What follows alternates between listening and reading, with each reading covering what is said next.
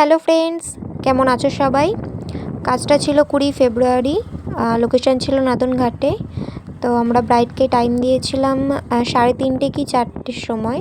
Time মতো আমি আর জয়ন্ত বেরিয়ে পড়েছিলাম।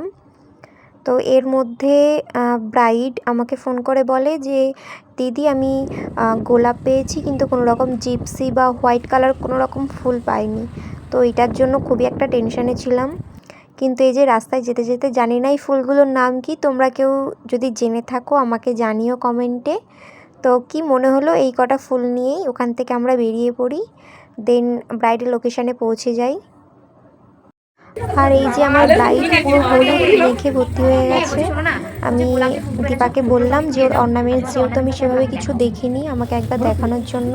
তারপরে দেখো যেমন ভাবনা তেমন কাজ, জয়ন্ত আর আমি বসে পড়েছিলাম ওই গোলাপ ফুলটা নিয়ে। আর ওই যে ফুলগুলো নিয়েছিলাম রাস্তা থেকে, তো ওই ফুলগুলো নিয়ে একটা সুন্দর করে একটা গাজরা তৈরি করেছিলাম। দেখো গাজরাটা স্পেশালি কেমন হয়েছে সবাই জানিও, কারণ কোনো রকম জিপসি পাইনি। আর এদিকে আমি আমার মতো সব কিছু গুছিয়ে নিয়েছি। ব্রাইডের সাথে আমার যা কথা বলার ফোনে হয়েছে, আজকে সে কেমন কি লুক চাই, আই মেকআপ, হেয়ারস্টাইল টোটালটাই বলেছে, কিন্তু আজকে কোনোভাবেই ক্যামেরার সামনে এসে বলতে চায়নি কেমন কি লুক চাই। এতটাই লাজুক আমার ব্রাইড আজকে। আর শাড়ি প্লিট করার পরে দেখো সবার আগে আমি ব্রাইডের হেয়ারস্টাইলটা কমপ্লিট করে নিয়েছিলাম। আজকে ব্রাইড তার স্পেশাল দিনটাতে আমার কাছে একটা আলট্রা এইচডি মেকওভার চেয়েছিল, তো সেভাবে দেখো আমি মেকওভারটা করা স্টার্ট করে দিয়েছি। আর এই ফেব্রুয়ারি মান্থটা এমন একটা সময় যেখানে কখনো একটু গরম করছে তো কখনো ঠান্ডা লাগছে, এরম একটা সময়। তো এর জন্য যে কোনো কাজের জন্য, মানে সেটা ব্রাইড হোক বা রিসেপশান লুক, যে কোনো জন্যই স্কিন প্রিপারেশনটা খুব ভালোভাবে নেওয়া উচিত। তার উপরে আজকে একটু বৃষ্টি হয়েছে, তো ওয়েদারটা হালকা ঠান্ডা লাগছিল। তো যার জন্য আমি সেই ওয়েদার অনুযায়ী আমি আজকে স্কিন প্রিপারেশনটা নিয়েছি। আমি ফেসটাকে খুব ভালো করে ক্লিন করে নিয়েছিলাম আগে। তো দেন আমি পিএসির একটা গ্লোয়িং টোনার ইউজ করেছিলাম। আর আজকে আমি প্রাইমারটি ইউজ করেছি রিকোডের ম্যাটিফাইং একটা প্রাইমার। আজকে আমার ব্রাইডের দুটো ইচ্ছে ছিল। একটা হচ্ছে আই মেকআপ, যেন কোনো রকম আই মেকআপে কোনো রকম গ্লিটার যেন ইউজ না করা হয়। তো আমি একটা সিম্পল আই মেকআপ করে দিয়েছিলাম। আর তার সাথে বলেছিল আমাকে যেন চোখটা টানা টানা করে দিতে। আর দ্বিতীয়টা হচ্ছে কন্ট্যুরিং। ব্রাইড আমাকে বলেছে ব্রাইডের নাকি নাক খুব মোটা, তো আমাকে কন্ট্যুরিং করে নাকটাকে পুরো সরু করে দিতে হবে যেন ফেসের সাথে খুব সুন্দর করে যায়। তো এই দুটো আমাকে বলেছিল, এটা ব্রাইডের ইচ্ছে ছিল এই দুটো। তো আমি এই দুটো খুব ভালো করে করেছি, দেখো লাস্ট অব দি ভিডিওটা।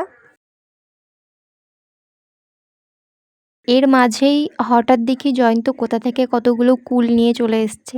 সত্যি বলতে আমি এবছর কুল খাইনি, আর সত্যি বলতে কুল পাইনি আমি। তো এই লোভটা সামলাতে পারিনি, যার কারণে কতগুলো আগে কুল খেয়ে নিয়েছিলাম।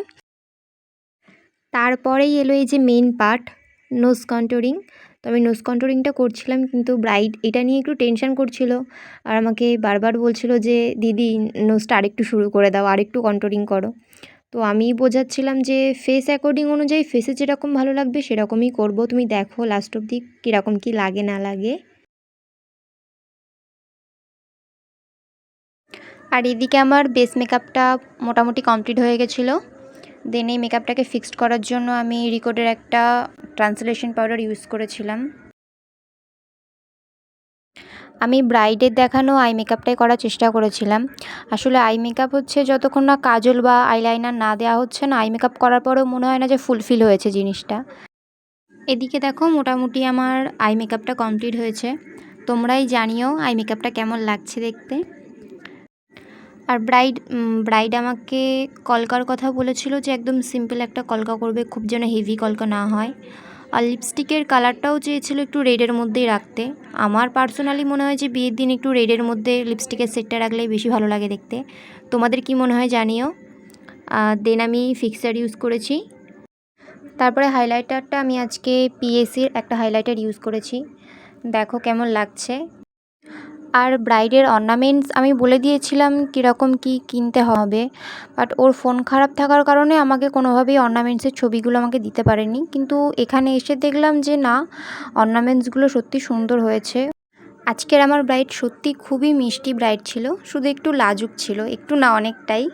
তো আমাদের ব্রাইডাল বুকিং কিন্তু অলরেডি চলছে। আমার কাজটা যদি তোমাদের ভালো লাগে অবশ্যই যোগাযোগ করতে পারো, আপকামিং সিজনের জন্য বুকিংটা করে রাখতে পারো এখনই। তো দেখো ফাইনাল লুকটা কেমন হয়েছে জানিও অবশ্যই।